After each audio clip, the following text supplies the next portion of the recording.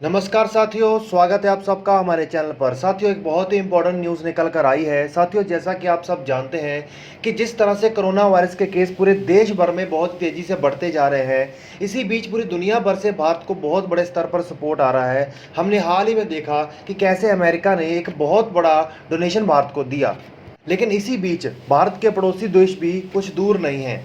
साथियों, चाइना जो आए दिन भारत के साथ इंडियन ओशन में या लद्दाख जैसे रीजन्स में उलझता रहता है, और इसने भी कोरोना वायरस की स्थिति में भारत का आगे आकर बहुत बड़े स्तर पर साथ देने का मन बनाया है। जैसा कि हम सब जानते हैं कि आज के टाइम पे चाइना पूरे दुनिया में सबसे बड़ा मैन्युफैक्चरिंग हब है, तो चाइना के पास बहुत बड़ी कैपेसिटी है भारत की ऑक्सीजन की डिमांड को पूरा करने के लिए। तो साथियों, अप्रैल में चाइना ने भारत की गंभीर स्थिति को देखते हुए उसे 26,000 वेंटिलेटर,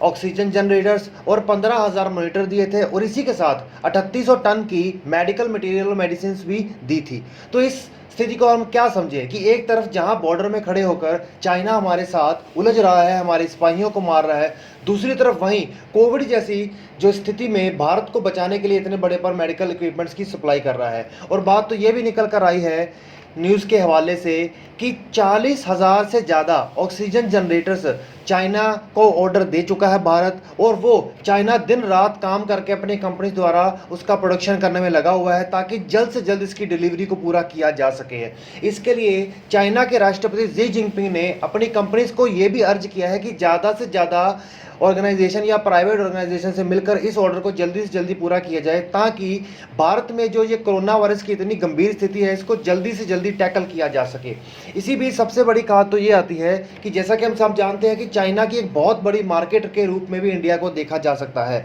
लेकिन इस बीच में क्या समझा जाए कि चाइना हमारा दोस्त है कि दुश्मन है। पर बहरहाल इस वक्त की स्थिति को देखते हुए भारत की सरकार भी इस प्रकार के किसी प्रकार के कोई प्रतिबंध इनके ऊपर नहीं लगा रही है। हालांकि ये देखने को आया था कि जो लद्दाख में घटनाएं हुई थी, उसके बाद चाहे इन्वेस्टमेंट हो चाहे इंपोर्ट हो, इन सब के ऊपर भारतीय सरकार लगातार एक्शन लेती जा रही थी। लेकिन जब अब ये कोविड की स्थिति आ निकली है, तो देखना ये होगा कि इसके बाद जब भारत इससे उभर कर बाहर आएगा, या फिर अगर भारत में स्थिति और गंभीर होती है जो कि नहीं होनी चाहिए, तो क्या उस वक्त की स्थिति में क्या होना चाहिए। तो चलिए साथियों,